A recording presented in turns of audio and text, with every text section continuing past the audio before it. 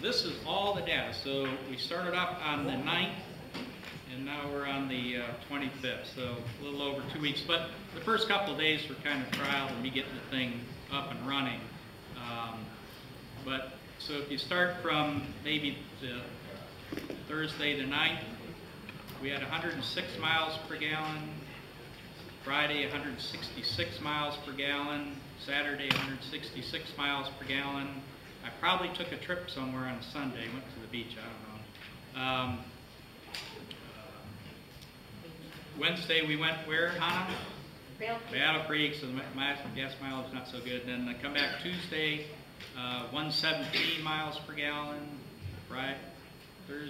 Friday, 190, so on and so forth. So we've only got 2 weeks of data, but the numbers seem to be up in well over 100 miles per gallon.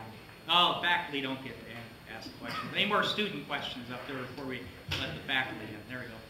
Is there a difference at all in battery life, like driving with the windows up or down, or is it not the same?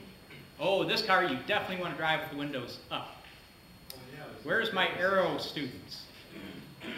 Okay, why is that? Yeah, it's the aero drag. So actually, if you drive with the windows down, it's horrible. It's real noisy. Okay. Any other student questions? Yeah, one more. Stand up. I wasn't sure if you said this or not, but do you plug directly into the turbine, or is the turbine plugged in the building, and you can plug it anywhere in the building, and you guys just use calculation to figure out how much that produces? Yes, that's what we do. So the system that Dan helped us put in, so when we're plugged in out here in the parking lot, we've got a meter there that monitors all we use, and then we compare that to the what the turbine's producing. Okay. That feature is not quite working, to be honest with you, and it's an issue with the meter itself. And we just got we're getting a new meter, right, Dan? So it'll be installed next week. We're going to swap it out. So we got some issue with the meter. Once we get that resolved, we'll get back on the road. So the meter worked pretty flawlessly for about 4 to 6 months, and then just stopped functioning. And it'll show up here. So here we have the PHEV meter and the wind turbine meter. So we monitor those both simultaneously, but it's not fully functional yet.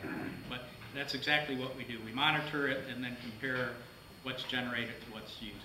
Otherwise, I'd have to park the vehicle way out in the wind turbine and walk in. Now, this time of year, that wouldn't be too bad, right? In the winter, I probably don't want to do that. Okay, any other questions from the students? This young lady here. Yes, I was wondering what the weight of the battery was.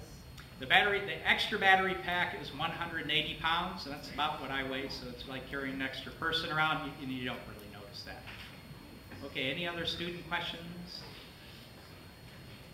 Okay, there you go. Are you planning on doing anything like with hydrogen or biofuel? Oh, okay, that's on our website, right? That energy website, and there's other faculty working in those areas.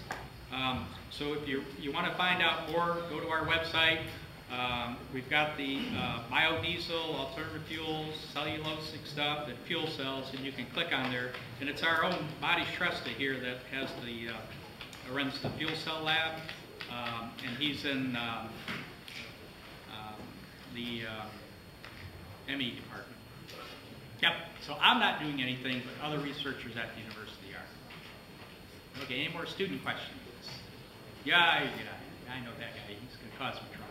You said you get like maximum around 40 miles or something like that of full charge. Yeah, I've actually never gotten 40 miles. The best I think I've done is around 33. Well, my question is, like, couldn't you just compile more than one battery to achieve greater distances, or is that like a cost issue right there? Right, and so if you wanted to go twice as far, I guess simplistically you could put twice the battery pack in. And simplistically, that might cost you also twice as much money.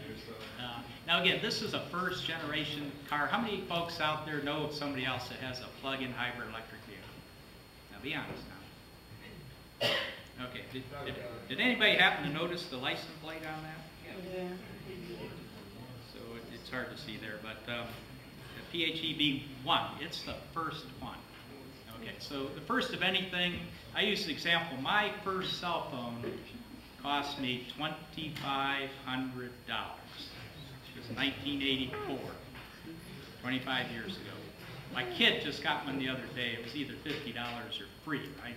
So yeah, these batteries aren't going to be $50 or free, but the price due in large part to your effort once you graduate or your co-ops or internships. So I'm counting on you to bring that price down from $10,000 to $5,000, $2,500, maybe $1,000. So if I leave you with anything today, that's your challenge, to go out there and make this stuff better, cheaper, and get more of them out there in the road. And with that, I'll conclude, and I'll go out to the car and do a little show and tell. So thank you very much.